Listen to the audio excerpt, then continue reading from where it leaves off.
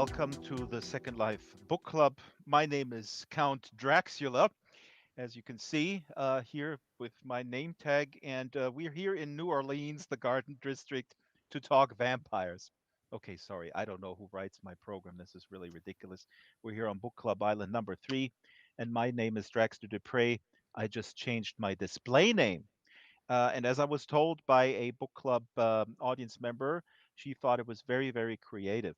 Now, I changed my display name to honor our guest today, Amy McCaw, the author of Mina and the Undead.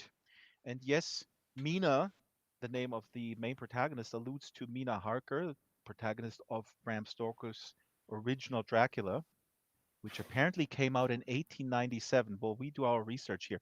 Now, I'm in front of the building here, and the audience is waiting inside. So let's go inside, but not before we see this little announcement here. Fang Fest 1995. Now, the book takes place in the 90s, and there's a lot of references to 90s stuff. Also, the love interest of the main character is from Honolulu, Hawaii, and he cooks loco moco. So for me, being married to a native Hawaiian from Honolulu who can cook loco moco, this was a kind of a cool aspect. Let's come inside here with me, camera. I hope the camera is with me. Now, Ruby designed this place according to or after we met and discussed the book. The book is about two young women that are in New Orleans, and the New Orleans plays an important role. We'll talk with Amy about why she used New Orleans as the backdrop. Here are a few references to horror people.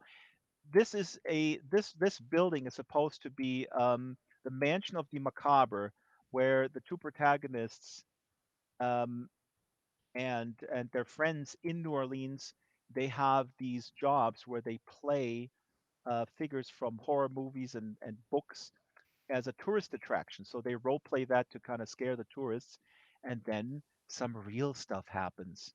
Oh, I just walked by Kiefer Sutherland here from Lost Boys. Oh my God. And Michael Myers here from Halloween, and Brad Pitt from Interview with a Vampire. Here on the ground, by the way, and I'll talk with Amy about this too because the cover of her book is really awesome. It's made to look like a VHS tape. So there's a bunch of VHS tapes here on the ground. Again, this is all Ruby's work, although these VHS tapes are made by Loki. And here we got Buffy the Vampire Slayer, but the movie with Christy Swanson, and this is actually the uncut version, the German version, Buffy der Vampirkiller. Okay, so you want to hang out here and browse after the show, but let's get the show started. So we're up here in the main venue, and it's a full house. Welcome, everybody. Oops, sorry, I'm stepping over people. And this is Ruby built this after the club that is mentioned in the books plays a big role, Empire of the Dead, which is a club in New Orleans where a lot of stuff happens. Not necessarily blood drinking that happens in another club where people actually drink blood. No, Peter Thiel is not mentioned in the book. But in Empire of the Dead, in that bar, in that club, there are also um, cages with animal skeletons hanging around, and it's reminiscent of the catacombs in in Paris. So here we are, and Amy McCaw is right here. Hello, Amy. Thank you I for am. coming. How are you? I'm well. Thank you so much for having me. I'm so excited to be here. This is really, really so awesome, and I don't want to get ahead of myself, but the book is awesome, and the book is such a fun read. I love YA as a man who is approaching middle age little too fast. I love reading YA because it's literally like it's time travel to me. And the setting of these protagonists living in a kind of a roommate situation in New Orleans, they're going to university. It just totally throws me back. What would you add to the kind of disjointed synopsis that I gave? I mean, 17-year-old Mina follows her sister, Libby. She's studying in New Orleans. They're both from England. their mother has disappeared in the very beginning. You don't know if she's dead or if she ran away or whatever happened. Um, what else would you add to set up the book? Well, I always start with the idea of the sisters because I think at its heart, this is a book about family. So I always say that Mina has gone to New Orleans to visit her sister Libby, and they've become estranged over the past year. And Mina is immediately drawn into the spookiness that the city has to offer. She loves it, going to spooky bars and exploring graveyards, and she even gets a job in a horror movie experience. And she's having a great time with all of the fake scares until she finds a real dead body at work, and she realizes that some people are being murdered in the style of local myths, and she has to figure out what's going on before she becomes one of them. And yeah, and then this mansion of the macabre, that's where they scare the tourists. And what's interesting in the very beginning, and I don't have it in front of me now, but you mention the murder statistics of New Orleans, which are crazy high. Is that really true, or was it Yeah. true in the 90s? Yeah, it was true in the 90s. So when I started writing this book, I wasn't sure whether it was going to be a modern book or whether it would be set in a different time period. And when I was doing my research, I found that 1994, up until that year, was the deadliest year in history.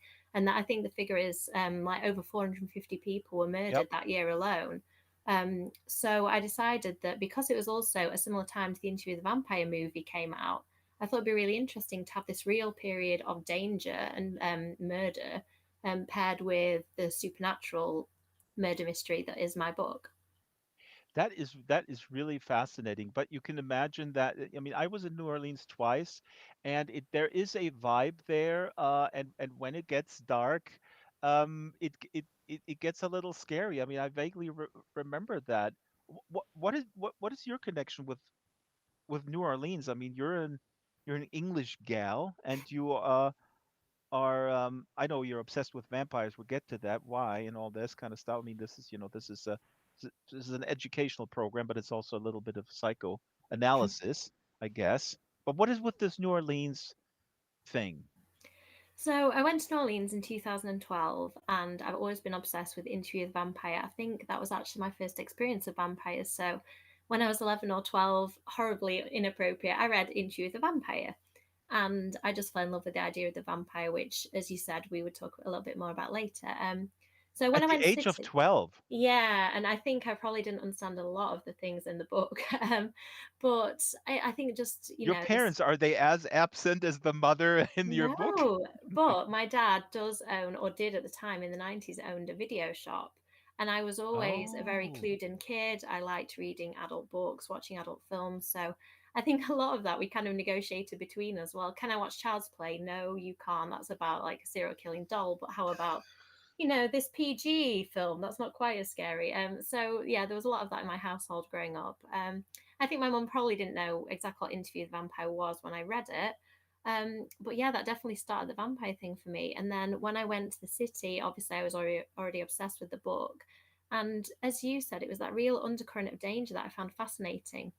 So we went to a cemetery during the day, and this really strange character approached us, and I couldn't tell if he was trying to steal something or trying to sell something to us. And there's this real sense that people are trying to get something from you. When you walk down Bourbon Street, there are hmm. people having parties and having a great time, but there's just this quite seedy undercurrent to the city, which when we had a tour, they unpicked a little bit more, and they told us sort of about the history of the city and what it's like to live there.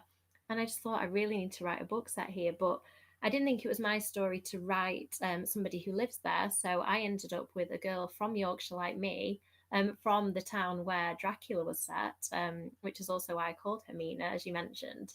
Um, So wait a and minute, you are actually from there. Let me put up the slide okay, here. This I didn't even know. Whitby Abbey is that abbey where Bram Stoker was originally influenced to write Dracula. Are you from that area?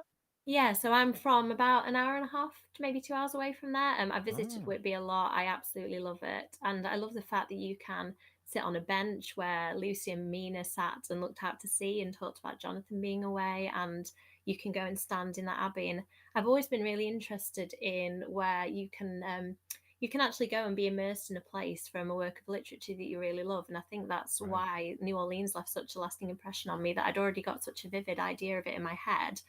and it was sort of everything I expected it to be, but such an extreme version of it that I knew I had to write something set there.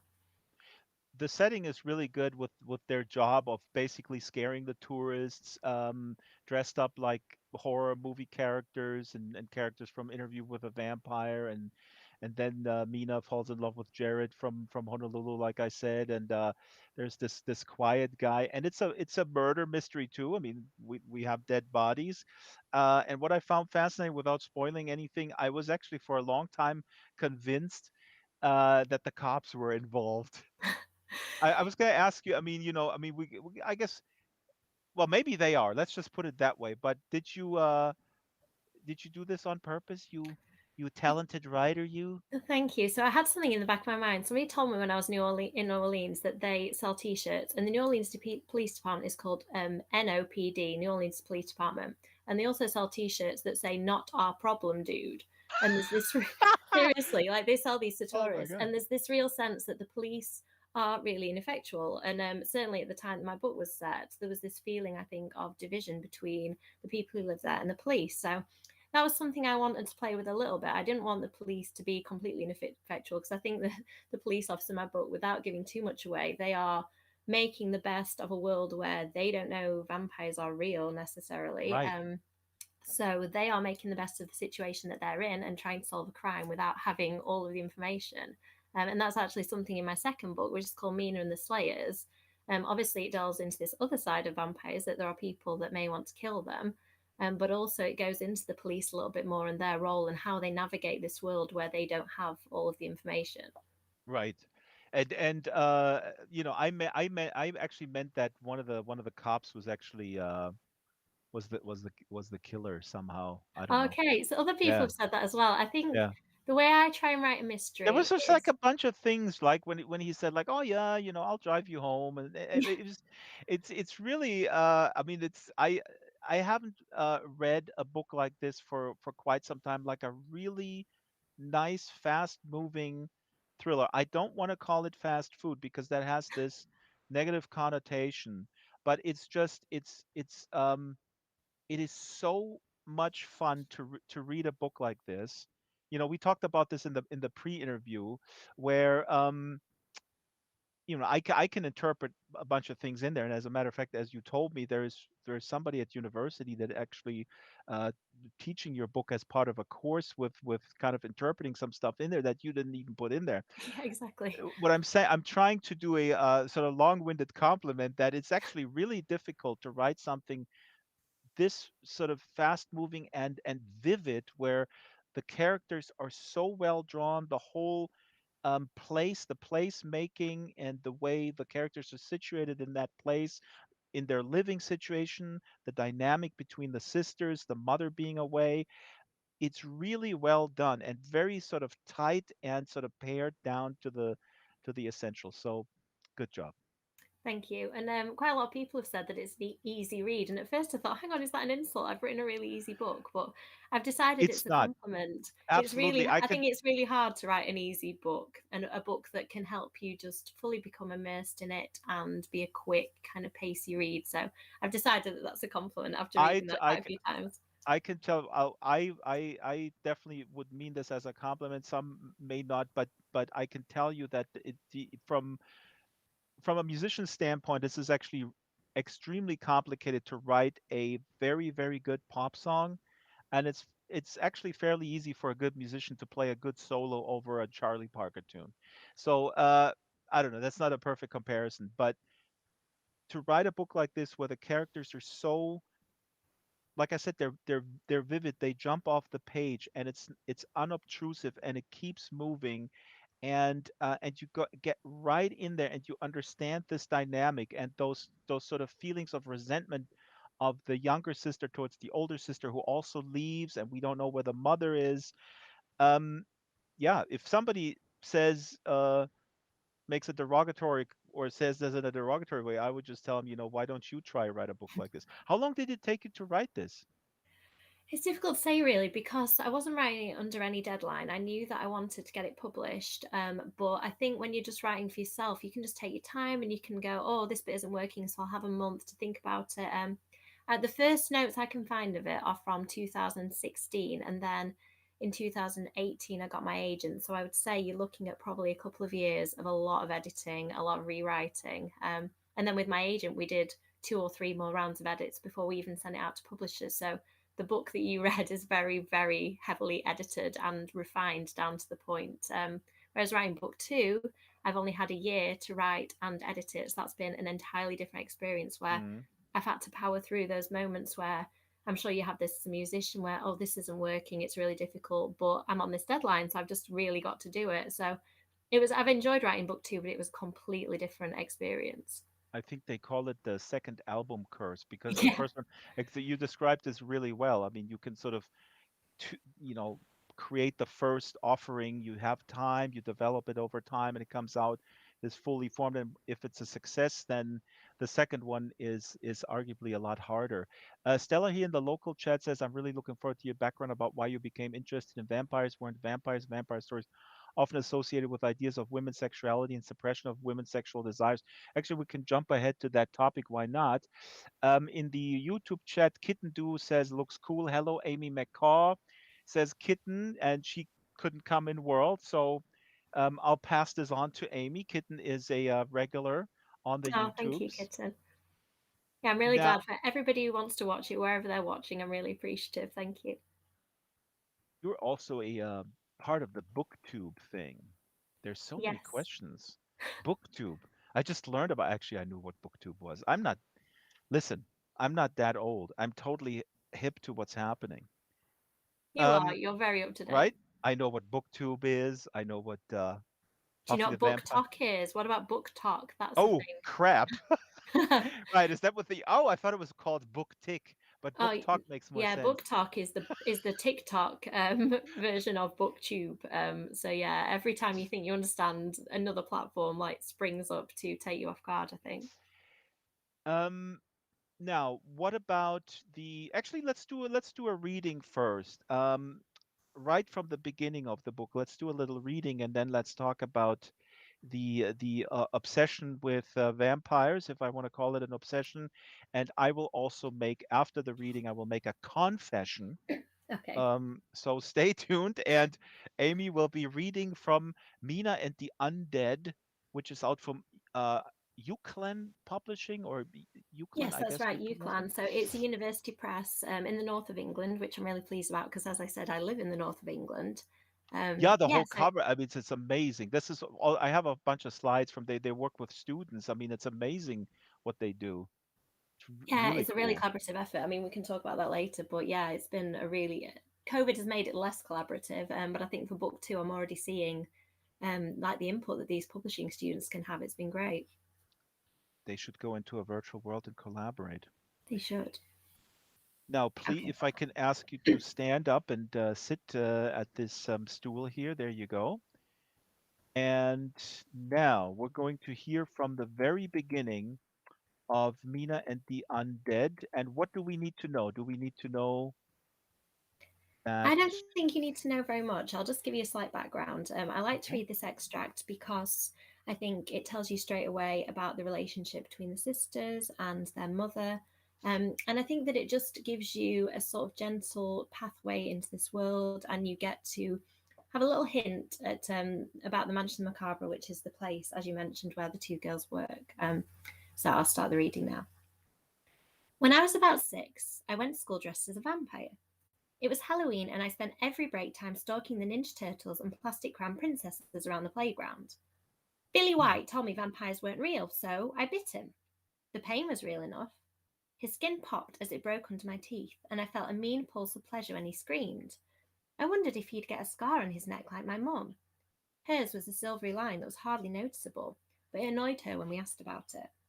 She arrived at school white lipped and fuming, but I realised a lot later she was mad at my teacher for making a fuss, not me. I only recognised this as a warning sign when she'd already gone. It was no surprise that this memory surfaced on my first night in New Orleans as we walked past a sign that said Fangfest 1995. Excitement held back the worst of the jet lag. We passed a voodoo shop with shrunken heads in the window, bars illuminated with gaudy neon signs, and elegant buildings with balconies and thin columns. There were so many things to appreciate, but the heat wasn't one of them. The air was never like this in the north of England, so thick that it felt wet on my skin. I peeled off my flannel shirt and tied it round my waist, where it hung limp in the sticky air. It starts in 2 days, Libby said, light voiced and animated. It was so easy for her. She'd jetted off to New Orleans for university, and I'd spent almost a year carrying her absence around like a stone around my neck. Despite all of that, she threaded an arm around my waist, and I relaxed against her. My body hadn't got the message about keeping her at a distance, and maybe that was for the best. I wasn't going to let our drama ruin this experience. Libby stopped us in front of the ugliest building on the street. It nestled between two hotels like a rotten tooth, char black with windows sliced across by silver bars. At the top was a circular, cloudy window that reminded me of a dead eye. I felt the same delicious anticipation as reading horror in bed with my torch, darkness intruding at the edges of the light. So, this is where I work. It's called the Mansion of the Macabre. Libby swept her arms out grandly, pulling off the breeziness until she snatched one hand back to bite the skin around her thumbnail. And your job is. She shrugged one shoulder, the corners of her mouth forming a playful smile. Our mum did name her after the bloodthirsty Countess Elizabeth Bathory. From the look of this place, maybe Libby decided to embrace her namesake and got a job in a torture chamber. Hey, a deep voice called from behind us. In the falling dusk, I made out the guy's silhouette with his long, angular limbs. As he loped closer, I saw thick hair that curled in all directions. Mina, this is my roommate, Jared, Libby said. Hey, I echoed. The new person nerves rose up my throat, but his easy smile stopped them from choking me. He wasn't doing the back and forth that most people did, noticing the wild dark hair and even darker eyes that identified us as sisters. Roommate? He asked, heavy brows raised. How about best buddy, personal chef? Jared, you know I love you, Libby said. We don't have time for this. Thandi will skin us alive if we're late. Well, that's weirdly specific. Jared's hands were never still, first rattling in his pocket and then ruffling the back of his curly head. I'm glad I got the chance to meet you before. He trailed off like I should have been able to finish the sentence. Are you going on the tour? His skin was a warm shade of bronze, and he had an intriguing accent I couldn't place. I wondered if he was 19 like Libby, only 2 years older than me. Libby huffed. She doesn't know about that yet. Oops, Jared said, flashing a devilish grin. I wasn't sure what a tour, the potentially deadly Thandi, and this mansion of the macabre had in common. So what kind of tours do you guys give? I asked. A scream came from inside. And that was Amy McCaw reading from Mina and the Undead out from Euclid Publishing. Big round of applause. Amy, you can sit back on the main chair. That was awesome. And right from the beginning, it starts off like I said. I mean, it hits you right there. And there's also a little thing. I don't know if people notice that the mother has something at her neck. Yeah, we don't know what that is. Maybe the mother is also a little bit obsessed with vampires, as I mentioned earlier. Later in New Orleans, there is a bar called the Underground, where people actually go to uh, drink blood. Amy, to your knowledge, does that actually exist? Okay, so in the 90s, apparently people used to have blood bars, What but is they up didn't. with the I 90s? For know, God's but sake. it was in private residences. I made it more of a commercial enterprise because I thought, Oh, why wouldn't you? Um, and it's the way I've written it is quite regulated. So in terms of like people drinking blood, like they have to have their blood tested to make sure that they, aren't carrying any transmissible diseases. So I tried to think about how this could work in a practical, real world. But yeah, somebody told me that on the tour, and I could not believe it. I knew I had to have it in the book. wow. Now, all this vampire stuff, here comes the educational part of the program, started with Dracula. Dracula was written by Bram Stoker in 1897. Many, many films were made of this subject, many books and other forms of media. Uh, this is a slide that Shyla prepared with a bunch of different Dracula films, notably, of course, here Nosferatu, the Werner Herzog movie with Klaus Kinski and Bruno Ganz. For Germans, a very important film. um, Now, Winona Ryder is here on the left. She plays Mina in a movie, and here to the right is Buffy the Vampire Slayer, part of a big franchise that started with a movie and then was made in a television series. And here comes my confession. Amy, are you ready? I've never read, and I'm well read, if I may say so myself, but I've never read the original Dracula. Also, I have never watched an episode of Buffy the Vampire Slayer. Okay, I can forgive you for Dracula, but I'm not sure about Buffy the Vampire Slayer, whether we can continue this interview. Can I like throw my chair over and stomp out of the room now? Please, here people in the chat says Little Brett says, "Wow, shocking." I know, Uh, see, they're with me, Drax. Come on. You said you were like current and modern, but I'm I'm having my doubts yeah, now. right. Now I'm totally like, okay, boomer. Now, what have I missed with Buffy the Vampire? Why was Buffy the Vampire? Let's start there. Why was this important to you? Why is such a seminal piece of popular culture for you, Amy? I think for me personally, I was 13 when it came out, and I was at that really awkward age of trying to figure out who I am, who I want to be, wanting to be this strong, powerful woman, feeling like a little girl. And then Buffy comes on, and she is this strong, powerful woman who sometimes feels like a little girl. And the whole point of Buffy, without giving too much away, is that it is a metaphor for growing up and being a teenager. So, an episode that I think you'd probably find quite amusing. Buffy has her first alcoholic drink and it gets spiked, and she wakes up, and some frat boys are trying to sacrifice her to a demon that is shaped like a very phallic object. It's quite funny. So the first time she drinks, she's kind of punished for it by almost getting sacrificed and killed by these teenage boys. And I Oh, think that, because she yeah, drinks. Wow, yeah. this is kind So of a horror movie trope too. It's always like yeah, people in Friday the 13th, always these teenagers having fun, sex and drinking, and then they get killed off. Hmm. yeah, so I thought that was interesting in my book. A couple of adults have read it and said, "Why are these teenagers drinking? Shocking." I'm like, because teenagers drink. I'm trying to be realistic, but also playing into that trope that when you drink, you're kind of impaired and you don't necessarily make good decisions. And I think that's quite interesting. But yeah, back to the Buffy thing. So as a teenager, I think I just thought that they were really appealing to look at, teenagers who were fun, and I like the friendships and I love the romance, as I still do.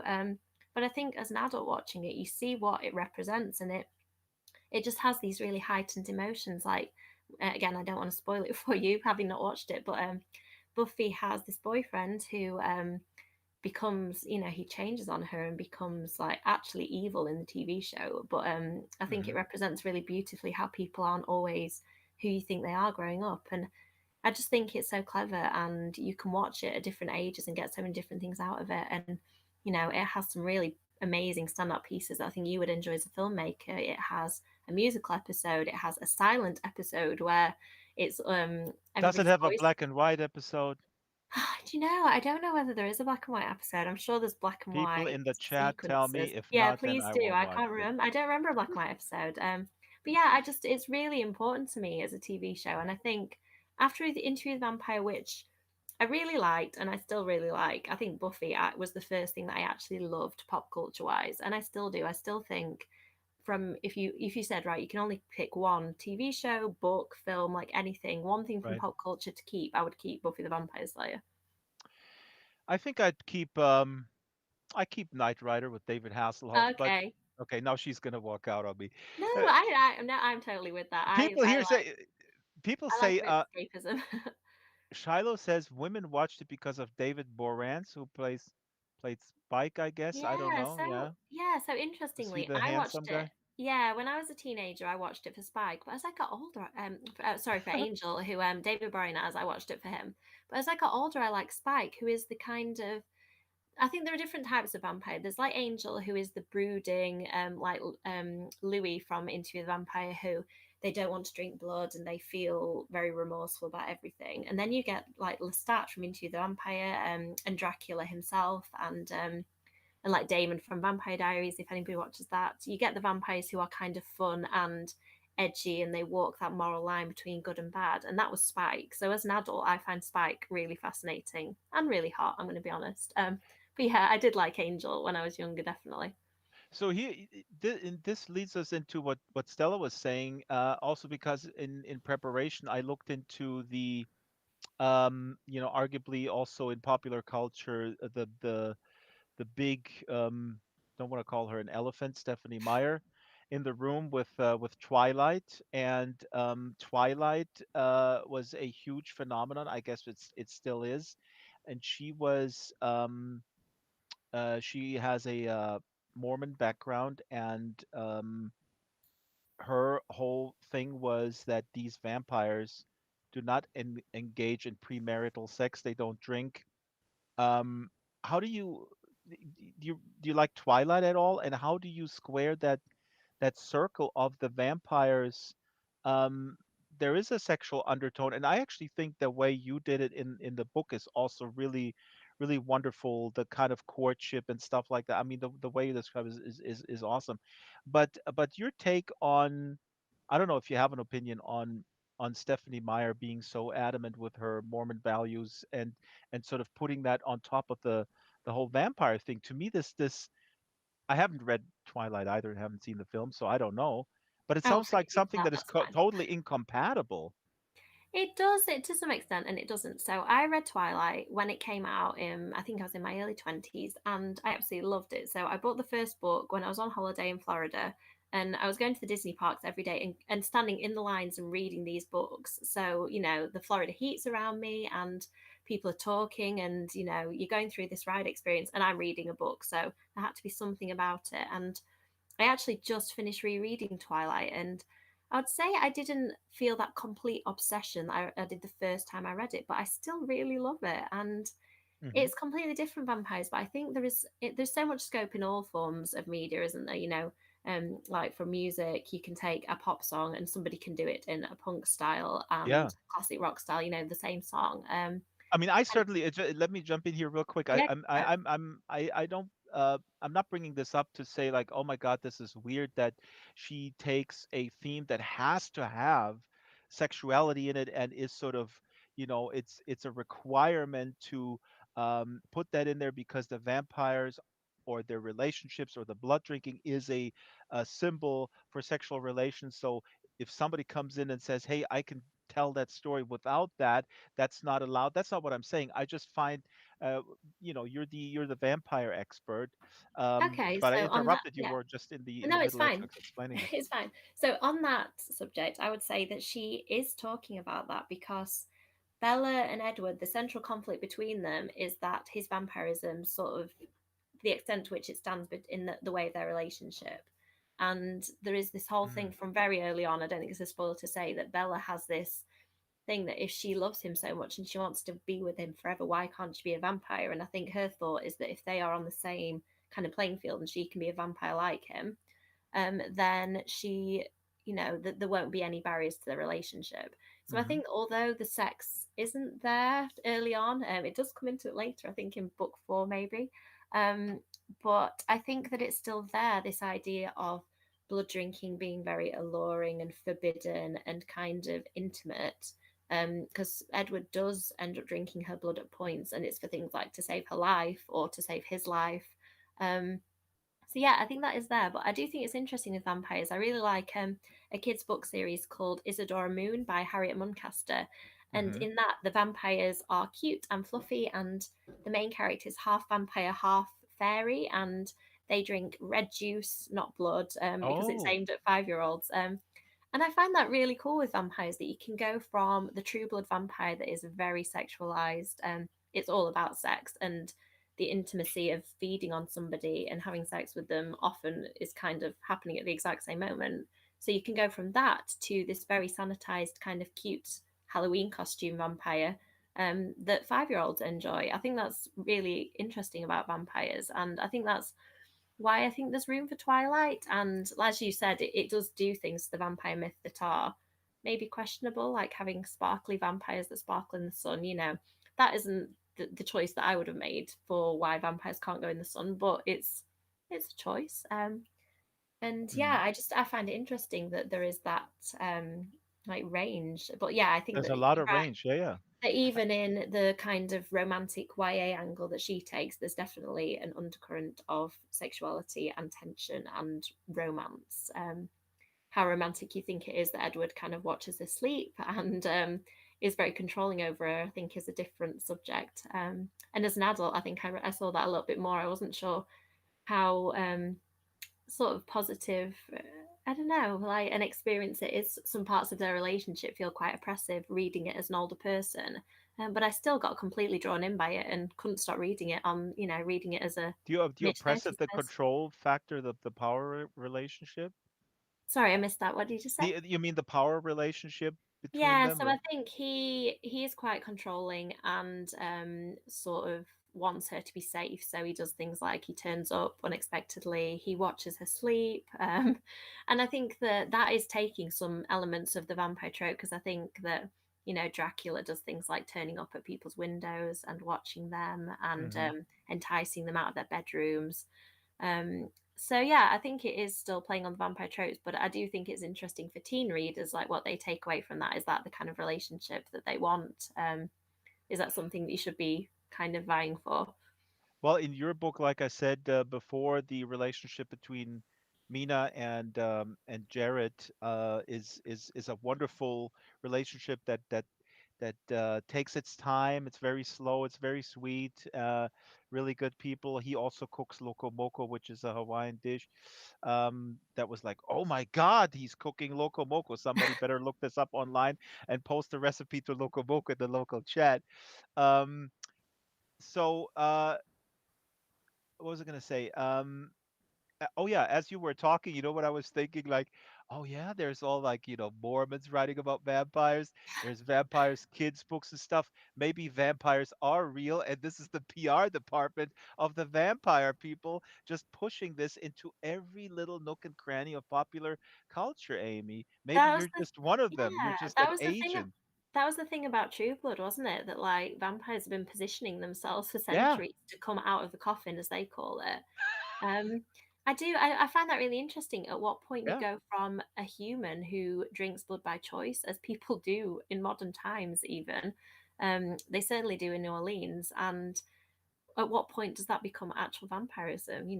If you yeah. have an aversion to sunlight, does that make you a vampire? I think it's quite interesting that there are medical conditions that can explain elements of it away. But then for my vampires, there's definitely elements that, can't be explained away by anything but the supernatural. Can a vampire be in love with a non-vampire? Can they have a relationship that is, rewarding to both and fruitful?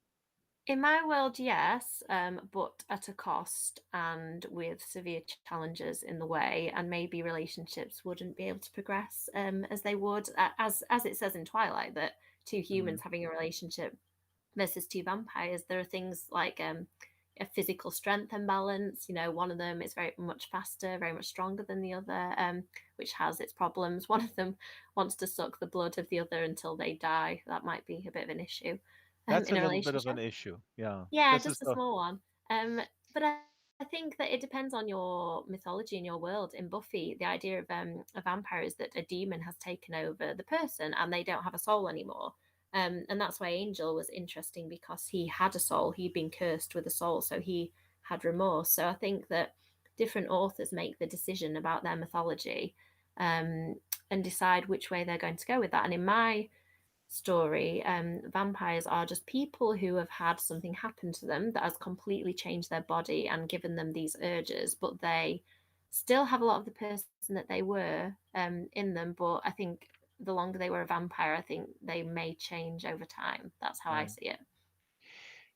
This is quite fascinating. I'm going to throw up this slide here because as you're explaining here, this is such a wide range of approaches and all based on here Bram Stoker. Here he is. This is a little slide Shyla put together. Bram Stoker, 1847 to 1912, and this is actually the first edition of Dracula. It's this yellow book with the red lettering, and basically almost like an empty cover here with the title and the author here sort of nudged, squeezed in on the top.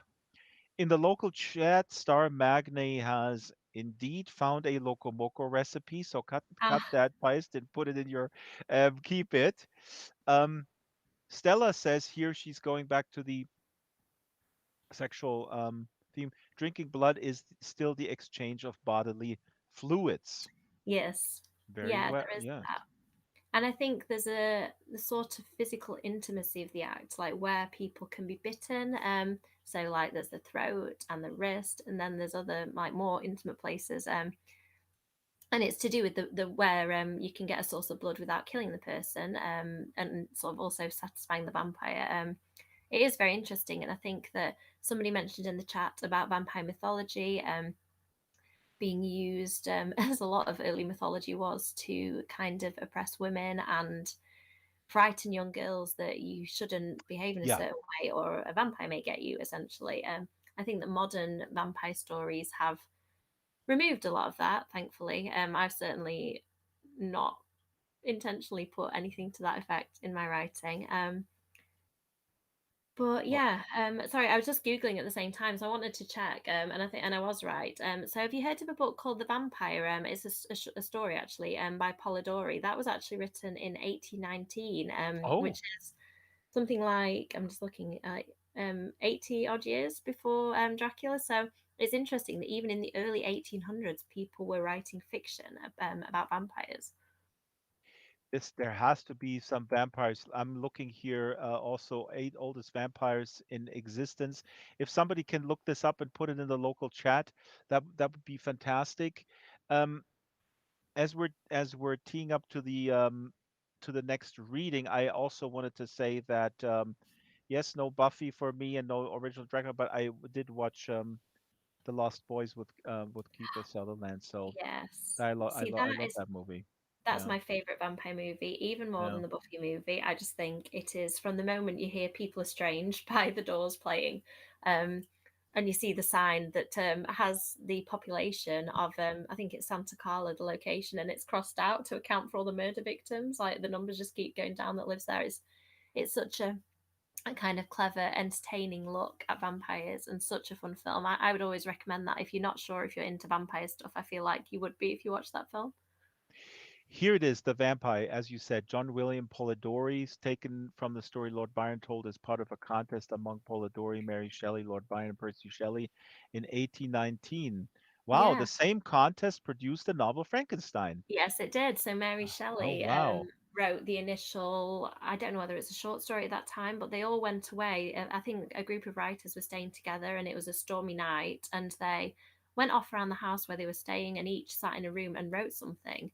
And he wrote The Vampire and she wrote Frankenstein. So I'd say that's a pretty productive writing session. I kind of wish I could have that level of inspiration. Ruby says there are vampire myths in different cultures, Chinese version, Yeah. popular culture. Very interesting. Stella says, "Why do you think the myth of Dracula and vampires took root in Transylvania?" I only have Amy for a very short time. These are such awesome questions. Do you know why this started in Transylvania? I don't. I feel like that's something that is in the recess of my memory somewhere, but I can't draw on it. But I do know that a lot of Eastern European vampire myths have the features of Dracula. So I think that modern vampire writers, and by modern I even mean people like Bram Stoker, who were drawing on myths that were centuries older than that. I think they drew a lot on those Eastern European myths. So I think that that's potentially why Transylvania became this sort of center for it. And the same with Hmm. New Orleans. I think that there's a really interesting vampire myth about how vampires came to North America that is centered around New Orleans. So I think that sometimes the mythology like is started even earlier than the things we realize. Like Interview with the Vampire, written in the 70s, was actually inspired by local vampire myths. Ah, Anne Rice, of course, writer of the book. And since you Yes. mentioned New Orleans, our researcher Shyla unearthed this quote from you, which is interesting because maybe just like Eastern Europe and these vampire myths in New Orleans, is sort of the haven for crazy stories. This is a quote from an interview with you where you say people say they sat on the trolleys with a ghost, and that's just taken for granted. Speaking about New Orleans, if I said that in Doncaster in Yorkshire, I'm not sure what people would have the same reaction. It is Um, really interesting, isn't yeah. it, that the supernatural can just be part of your culture Oh and part yeah. of your life. And I think that when you think about things like voodoo that has its roots in religion in New Orleans, that I think that just gives you a different perspective. And New Orleans has got so many different cultures there, and you've got French influences, you've got African influences. Um, and I think that the beliefs of those people have also informed the local legends and the way people view the supernatural. I mean, I've had some strange experiences, but I wouldn't say I've had any kind of definite proof that the paranormal and that ghosts exist. But there are people that tell you these stories. Like there's a myth I reference in my book. The Carter brothers are two kind of local mythical figures, and people say that they've seen them even recently on the streets of New Orleans, which I just find really fascinating. Hmm. Actually, Shyla is asking if you could share some New Orleans myths that you unearthed, and you weave them into the narrative as well. Yeah, Um, I do. So probably my favorite is the Carter brothers myth. So I'll tell you a little bit of that one if that's okay with you, Drax. yeah. So there was a woman who appeared on the street one night, covered in blood and crying, and she went to the police and said that she'd been kidnapped and that people were being held hostage and their blood was being drained. So there were different versions of this myth, but it transpired that these two brothers were supposed to be kidnapping people and feeding on them and just keeping them at the house so they were drinking their blood until they were done with them, until they passed away, and then they'd just get more people. And I thought, what an awful and brilliant story. So I took that and my characters talk about it in the book. And then a bit that I didn't really reference in the book, which I found really interesting, was that so people said that the family members in New Orleans, when somebody dies, they use the same tomb again. So the tomb is almost like an oven where the body is heated up to the extent where it decomposes and you can put more bodies in there. And when they opened the tomb, the bodies were gone. So the Mm, question was whether they had managed to escape. And as I said, people think that they've seen these two figures around the city on balconies and down dark alleys. And the follow up to the story was that three people from the room who were survivors actually had interesting things happen to them. So the story is that one of them became a serial killer. One of them ended up being institutionalized because of the things that happened, and one of them was a little boy, and his father ended up burning down the house with the child vampire in it because he didn't want his child to go on and kill people. And I didn't actually use the second part of the myth in my book because I just wanted the characters to talk about the kind of core of the two brothers. But I just that when I was told that on a tour walking around New Orleans, and it just really gripped me. And the fact mm, that it sort of bled over to the present day, I found really interesting. That people say, and even though this story is from the 1830s, that people still see these brothers now. And how do you explain that? And I thought, yes, how do you explain it? And that's where the whole book came from, really. mm.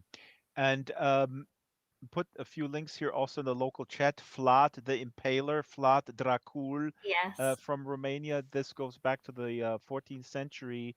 And Vlad Dracul was here a powerful leader, a voivode, and he was the father of Dracula. And people can read up on this. I'm completely a novice to all this background, but this leads to obviously Bram Stoker, as Judy Lynn here in the local chat says, him latching on to these to this long history and then creating that fictional character based on these real people, Vlad the Impaler and Yeah, and I such. mentioned Elizabeth Bathory, who was a countess who Yes, allegedly drank human blood to stay youthful and bathed in the blood of her young victims. So she believed that young blood would keep her young as well. I know that name from a song by the British black metal band Venom called Oh, okay, the song is Countess Bathory on their seminal 1982 album Black Metal, but I digress. You're I'll have watching to or look that up. listening to the this is not the Black Metal History Hour. This is my area of expertise. Now, Kitten Duo has sent us a super chat on YouTube saying, sending this now because my internet keeps cutting out. Kitten, thank you so much for supporting the show, and I hope to see you in World someday. I hope the internet keeps going um, for you. We have Amy only. We have to be very tight because of child care challenges. So we will be very tight in ending this show 20 minutes past the hour. Keep the questions coming and the comments. And I would say let's move to another little snippet of reading. But before we do that, a quick question about you told me in our last conversation that somebody from academia has picked up this book. In what context? Are they're teaching it or they're dissecting it or what? Yeah, so she was walking past a bookshop in Yorkshire and saw my book in the window, and she was captured by the name Mina because she is a scholar of Dracula, and she thought, oh, I wonder if this is a retelling of Dracula. And she bought the book and she interpreted it as a retelling of Dracula, which I found really interesting. And she thought Wow. that the whole book I was trying to make points about Dracula and about kind of the Bram Stoker vision of vampire, which I actually wasn't at all. I think I probably did more subconsciously than I realized. I was trying to draw on all of the vampire myths and pop culture that I find interesting. But I find it quite amazing that it's a book aimed at, age 30 plus, but right up to adults. But there are adults now studying it and analysing it. Yeah. Yeah. And I'm analyzing how all these roommates, get together, and then I'm going to write a PhD in sociology about it. Now I that's think the you beauty. should. That's the beauty with books. And Amy, and actually, Shyla, our wonderful researcher, put up another quote. We're going to get to the reading in just a bit, but we always pull quotes from previous interviews of our authors, and I love this one. And you said in an interview, I seem to be a lot happier and more balanced when I'm reading a lot. And your story with this researcher, the interpretation of books is just so, I mean, I say this almost every week. I'm not against audiovisual um, entertainment or the medium per se. There's a lot of nuance to this, but a book has a power that I believe a film can never have. And you can inhabit and live with these characters and you conjure them up in your mind's eye. So, your quote here, I seem to be happier, more balanced when I'm reading a lot. What do you mean? I mean, this is almost, I guess, also a little bit like a meditation, or elaborate a little bit on that. Yeah, so I think the way my brain works is very frantic, and I am usually thinking about like maybe 30 things at the same time, which sounds really pretentious, but is actually true. And I think part of that comes from the fact that I have a day job. I'm also an author, and as you mentioned, I have a YouTube channel. I have a 2-year-old who is like the center of my universe, and a husband. So I think that just the modern world, we are very fragmented. And I think the way my brain works in particular is quite a kind of anxious, busy place. So I think that reading for me just makes everything quiet. And as you said, I think if I'm watching a film, I can, pick up my phone or I can get distracted by something in another room. But if I'm reading a book and it's the right book, I'm just completely immersed in it. And I mentioned to you before that I used to be a teacher, and I think that saying that you don't like reading just means that you haven't found the right book. I didn't ever meet a child. I think I worked out over 200, maybe 300 children. And I think every single one of them, at some point, I put a book in their hands that resonated with them. Mm. And yeah, I just feel better. I know that at the moment I'm not reading that much, and I'm really missing it. And it's because I'm editing my own book, and that's a deliberate choice that I'm making and prioritizing my time as I have to do. And as we all have to do, we all have to make decisions. But I know that when I'm reading a lot, I just find that that is my relaxation and that is my time when my brain goes quiet and only does one thing. It's a singular task that is fundamentally different from multitasking that is often required in everyday life. You put this beautifully, and it also is maybe the reason why it is such a task that requires all senses, because you're conjuring this up in your mind's eye. I mean, this is quite an incredible task that we see people um, in our mind when we just read sort of black text on white paper, and these worlds just come up out of nowhere. Yeah, it's amazing. And I think that different authors write in different ways, and yet it all kind of can evoke that same experience. You can have very spare writing that isn't describing the senses particularly and is very simple, and you can have these kind of lavish sensory descriptions that just drip from the page. I think I'm somewhere between the two, maybe. um, but I love reading all different kinds of books, from very literary, quite difficult things Yeah. occasionally, not as much, to things that I would say, like mine, are kind of more of a thriller or a mystery that are very light and fast paced. And I think that you can get really good things from all different kinds of books. But I think, I don't know, what would you say is your favorite? Do you have a particular genre that really grabs you and you just know you're going to enjoy every time? Oh boy. I have to be disciplined, not because otherwise we'll sit here for 2 hours. But since you're asking this question in 30 seconds, I think I'm kind of an omnivore, and my mother was very adamant about. My mother was a teacher, and fairly well read, I would say, and she was very adamant about German literary authors, and she was all about language. And when I was a typical teenager, I wanted action, so I was very much into Conan the Barbarian. Conan, I mean, still I have like an entire shelf full of Conan. Um, the edition when the movie already came out with Arnold on the cover. So there's like 20 or so the German translation, and my mother was appalled that I would read such garbage. Not primarily because of the half naked people on the cover, but also because she thought the language was really, really subpar. So she was very much into literary fiction, and I'm still sort of in between. Right now, I discovered Thomas Pynchon, American author, the sort of the inventor of postmodernism and really the father of a lot of contemporary authors, including a lot of the big sci-fi people, Neil Stevens, William Gibson. They all go back to Thomas Pynchon, and I'm completely obsessed with him. He's considered extremely difficult. Um, I enjoy it. It's like a puzzle. It's a puzzle, but then I enjoy, just like you said, a thriller. I have an entire shelf full of Robert Ludlum and Alistair MacLean, which I highly recommend. Alistair MacLean is a classic.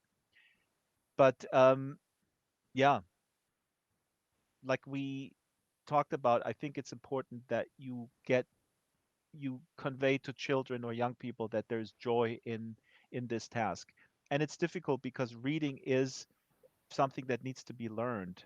It actually in the very beginning, right? I mean, you're the teacher here. I mean, it's Yeah, it has to be that's learned at a very dull, kind of fundamental level of sounds that link together to make words, and words that you just have to learn by sight. And I think that some children and some adults don't get past that point because yeah.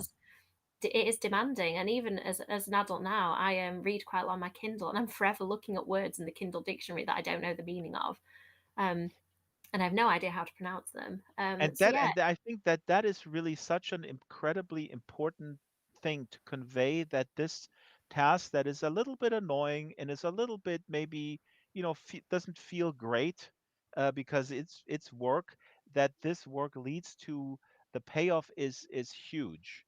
And I think that that is I don't know. I mean, this is something where parents and teachers and the whole ecosystem is so important to kind of work together, and oftentimes these parts they don't work together, or they're not even accessible to no, people. I mean, it unlocks the whole curriculum without going too much into kind of a teacher rant.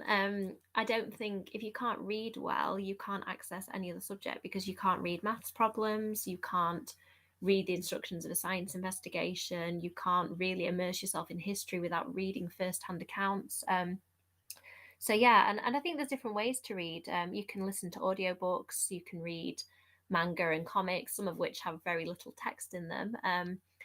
But yeah, I think that getting children into reading, it doesn't need to be a difficult task. You just need to be patient and find things that will grab them. It is a pedagogical challenge because and again, this we have to do a special show on this because we kind Yeah, of we touched should. on it. It's so important because I really do see, unfortunately, examples in conversations, and I've seen it with my own two eyes with in the process in the school, where there is a lot of, unfortunately, kind of a shaming going on when kids don't read the way they should read at a certain level. And again, being a teacher is very, very difficult, but there is yeah, it can affect you for a very long time.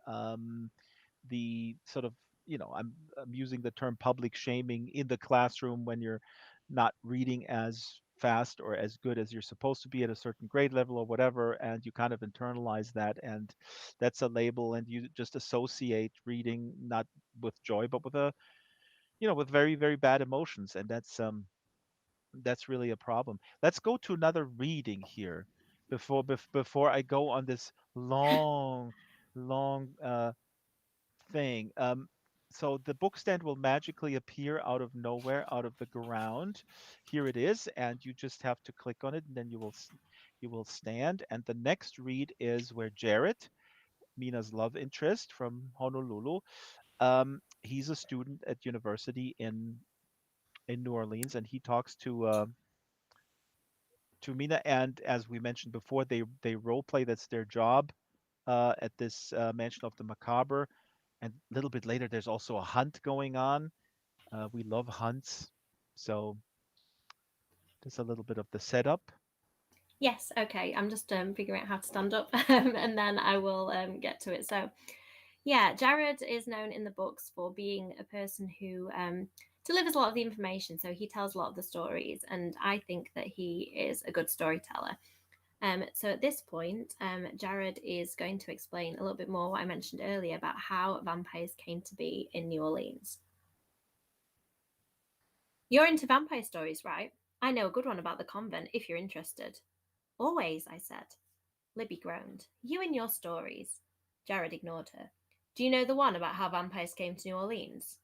I come from Whitby. We only learn about Dracula. But I've always got time for more. I suppose it's been a while since you've told this one. Come on, let's hear it, Libby said. Like you could stop me. Jared veered behind Libby to walk in the middle. His arm brushed against mine and set off spreading heat that I couldn't blame on the muggy air. So, in the 18th century, the Ursuline convent was a sanctuary for girls sent from France to populate New Orleans. A group of girls were sent with casket-shaped boxes. One story is that they were empty coffins in case they died on the journey. He gave an apologetic grin, even though I was all about the gory details. Some people say they were weird suitcases.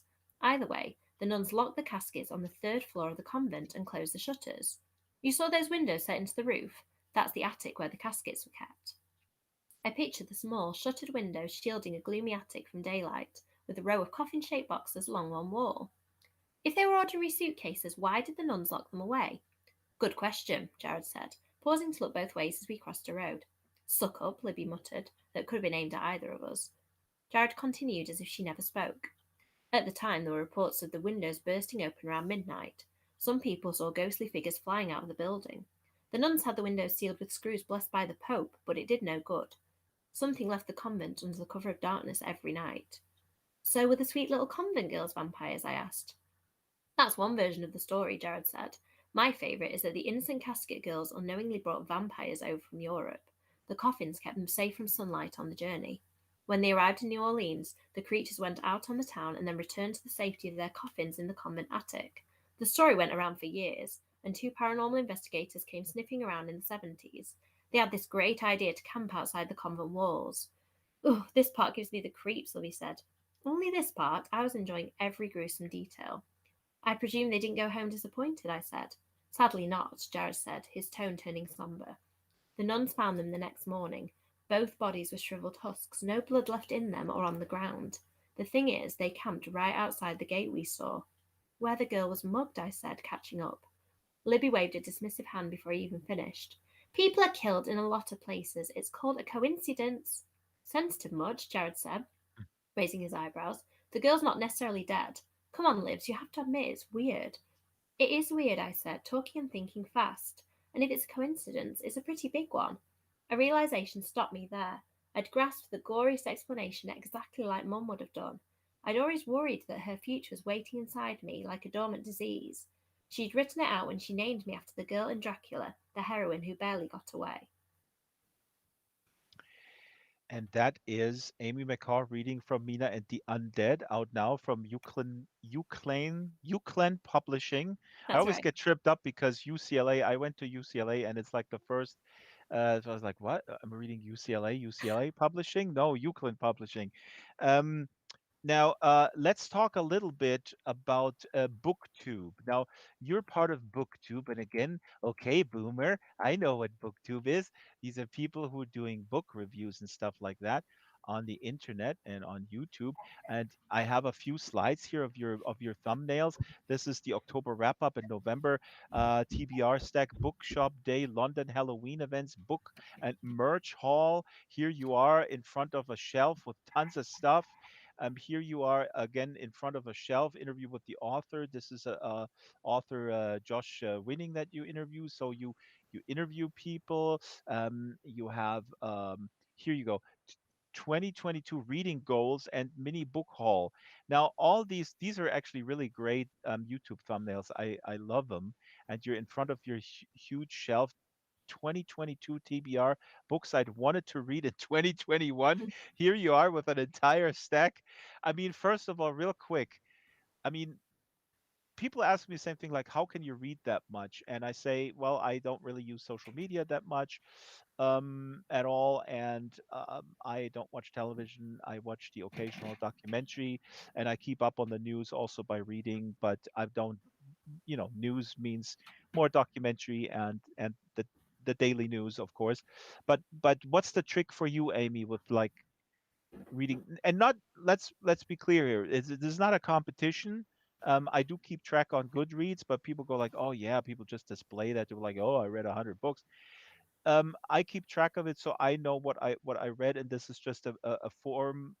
They have these challenges that you can sort of meet, but it's not a competition. So if you only read 5 books a year, hey, don't feel bad when somebody posts everywhere that they read 200 or whatnot. But how do you read? How do you do it, Amy? You have a plan. You keep track. You plan ahead, or Yeah, I do to some extent. I think what YouTube has really helped me with is I do quite like having a plan and knowing what I'm going to read. And, the plan, I don't always stick to it. Like, I'm a huge Buffy fan.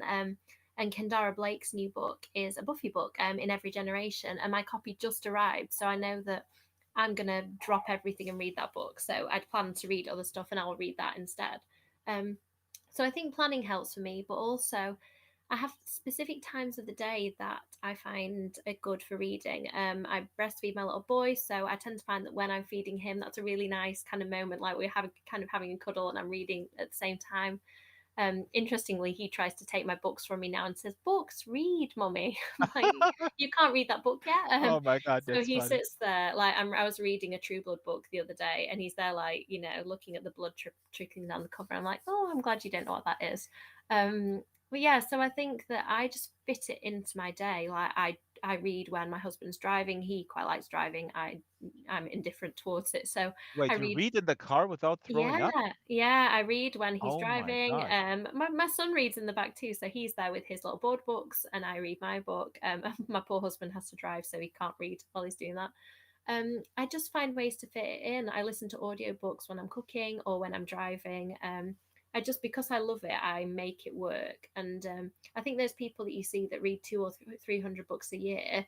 It might be that they do a YouTube channel as a job, or they have opportunities in their day to fit it in. And some people just read really fast. And yeah, I think that comparing yourself and thinking, well, I won't even try because Yeah, I can't compete. Like to me, reading isn't a competition. And the YouTube channel, I did that because I ended up doing all of my events virtually because it was my book came out during the pandemic and during a lockdown. So events that I would have done in bookshops were virtual, and I actually loved them. So I decided, well, if I want to talk to a camera every week or interview author friends, why not just do it and share it with other people? So that's where the BookTube channel came for me. It wasn't about how many followers can I get or how many books can I read. It was just something to enrich what I was already enjoying. that's awesome. And Judy here says, I'm not the only one who can't read in a moving car. No, neither can I. And I throw up. And actually, my son also threw up when he was 6 years old onto a Max and Moritz book by Max and Moritz is a very famous German book, and I still have it. I cleaned it. It's in That's the museum. dedication to reading It's in the right there. throw up museum.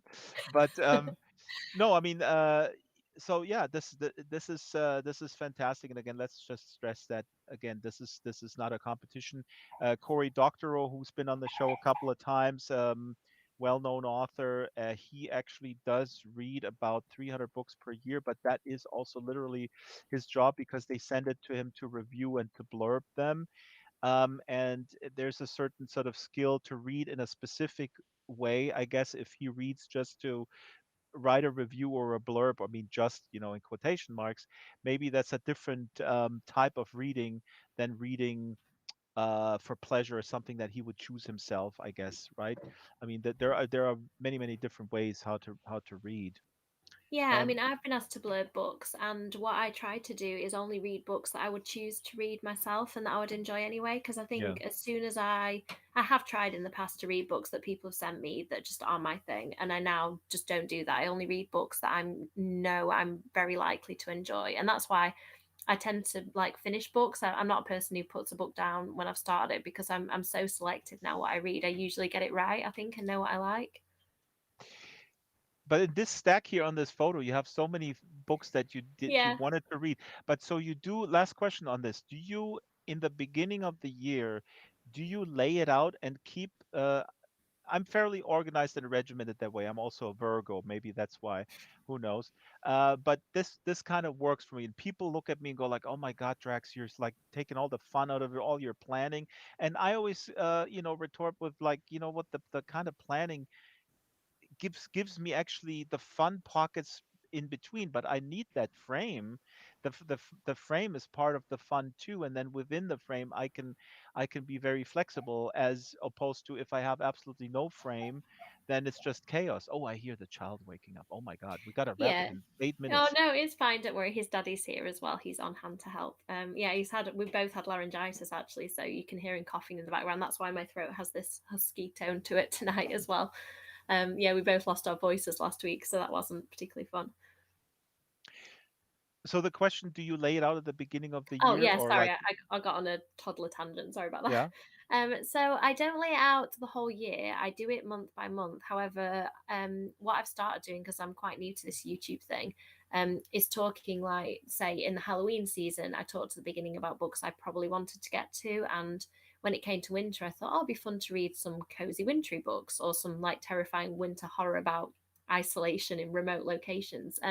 So I think I do it roughly seasonally, like Hmm. I think, what am I going to enjoy reading over the summer? And I kind of plan accordingly. But as you said, I just use that as a frame. But I think that frame gives me things to look forward to. Like I know Yeah. that in July, for example, an author I like called Catherine Foxfield, who writes, she's a UK author who writes horror thrillers.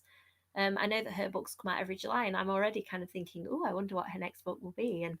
And that See, frame gives that's a me great. excitement. Yeah. Yes, yes, I couldn't agree more. I do that with like the big books, like I'm rereading Infinite Jest, David Foster Wallace. So I put that in the summer, and I'm looking for, like other people look forward to a summer vacation.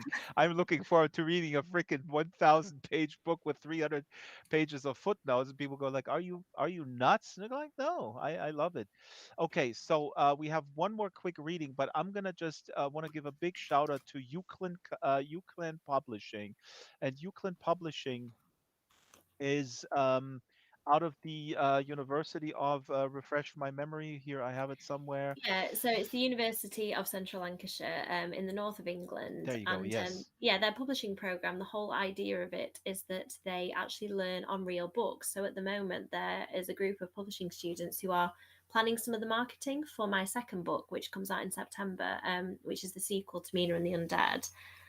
So they're actually helping me to get my book out there, and we're going to have a virtual meeting in a couple of weeks to talk about it. So it's a really reciprocal process where they learn things from me and I can get ideas from them.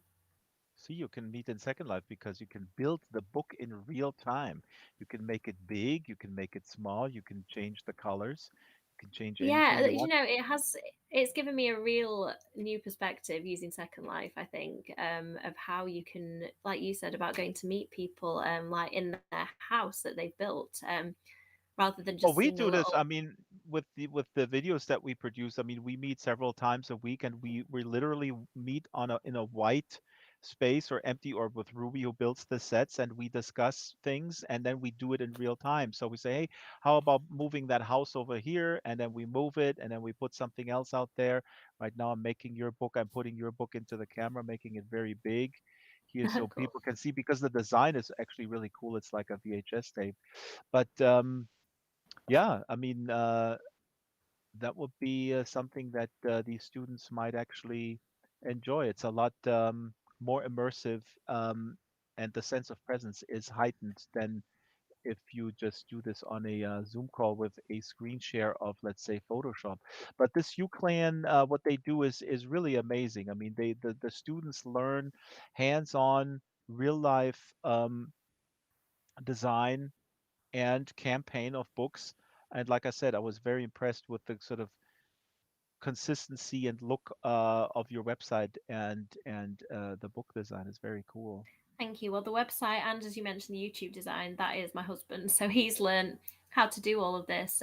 Oh As yeah, Yeah, so he had never done any kind of graphic design, and we realized that I needed to make the videos, but then I've got so little time because I'm writing and editing all the time as well that he does that side of it for me, so I can't take any credit. But thank you. I'm glad you like the look of everything. very good. And your husband is also a avatar operator, as we learned earlier, because he He was. is, and I have to fully admit he's helping me still because I find it hard to concentrate and multitask on talking and being coherent at the same time as operating an avatar. So yeah, he's still No, here that is helping a little, me. yes, yes. I mean, if you do the pressure of doing a live show and sounding intelligent is definitely different from you know, hanging out and with friends that you know, and I mean, this is essentially a live program. Absolutely. I can, even I can relate as a seasoned Count Dracula, I love host of that. I many think you should programs. keep that name. Oh boy, yeah, I'll keep it. Okay, fine. Let's do the last reading, this wonderful Okay. reading, because this is where the violence comes in, and Stephanie Meyer is closing her ears so she can't listen to the Yeah, there's violence. a little bit of gore just at the end of this There is scene. gore in there. Yeah. Okay, so yeah, in this scene, Mina has just done her first tour. So she has, she's about to go in to be on her first tour, and she's going to play a victim in the Texas Chainsaw Massacre room. So she was a little bit put out that she doesn't get to be anything cool like a serial killer. She's just a victim wearing a summer dress. So she has to play this part, and then, as you said, the real horror begins. Luckily, Libby took me to the perfect place to cool off, the meat locker from the Texas Chainsaw Massacre. On the way, she laid out what I needed to do and not do. Most importantly, if I touched somebody, it was over. Thandy's rules were absolute, though Jared wasn't playing by them yesterday. Good luck, Libby said from the doorway. You'll be great. Thanks, I said. The metal door closed behind her. Cold air pumped in from somewhere, and goosebumps prickled on my arms. I studied the plastic hunks of meat and body bags on meat hooks. White wax mimicked fat on the meat, and a sickly, rotten stench came in with the cold. With all of these touches, I saw how this place could get under my skin. I even felt a creeping paranoia that I wasn't alone. That was when I was hit in the back. My bad, you okay? A guy gasped, holding the heavy door that did the damage. I'm fine, I said, even though my right shoulder ached. It was my fault. I was the genius who stood by a closed door. I'm Jason, he said, seeming relieved that he hadn't killed me. That part came later. He was tall and lanky, with curly black hair and a dimpled smile. He held a mask and a realistic chainsaw. Shouldn't you be in the Friday the 13th room? I asked, thinking of the hockey mask wearing killer who shared his name. Thandi wouldn't go for it. He tugged the mask over his head. The rubbery flesh took my breath away.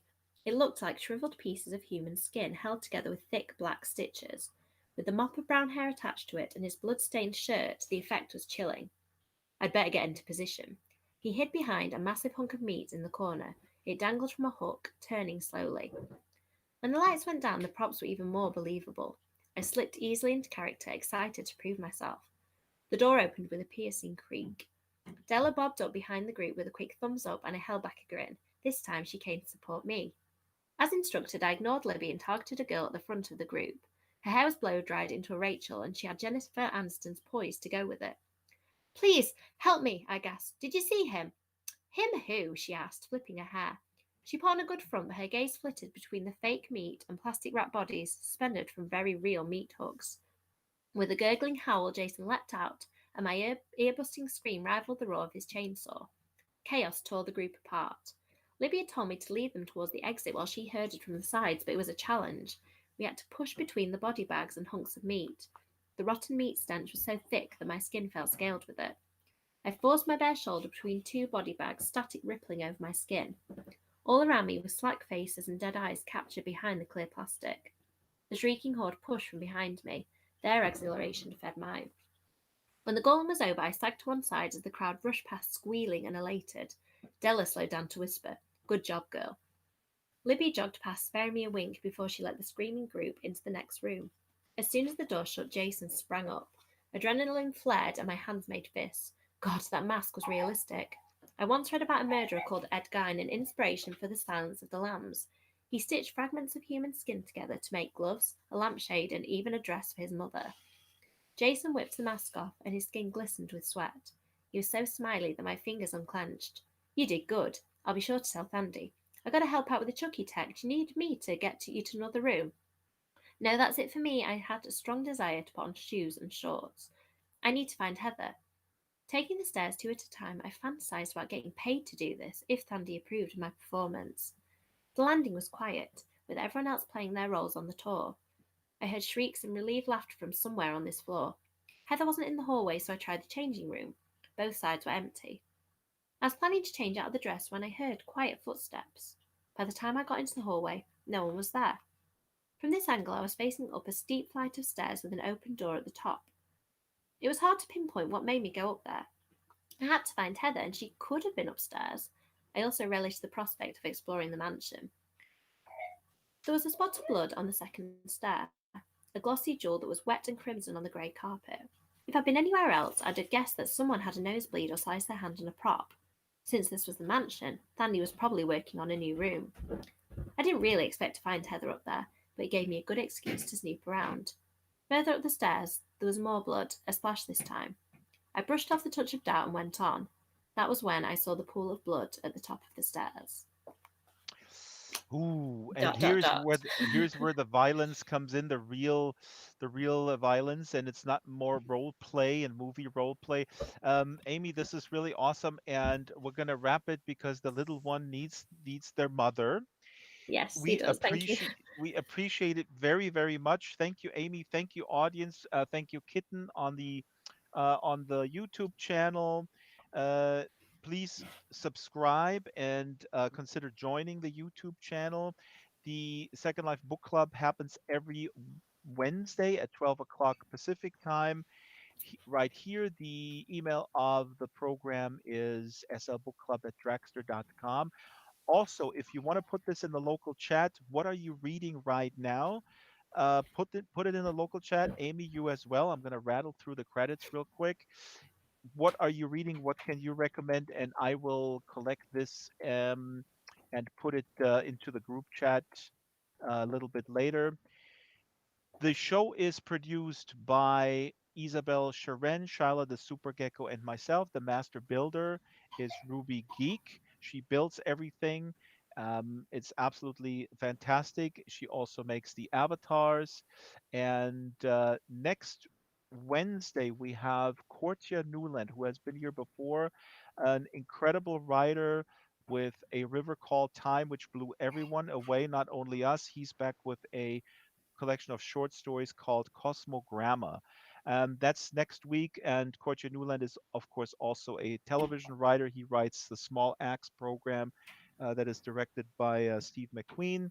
So this is a huge thing next week. Amy, thank you. Audience, thank you. We'll see you next Wednesday right here on the Second Life Book Club. Goodbye. Bye. Thank you, everyone.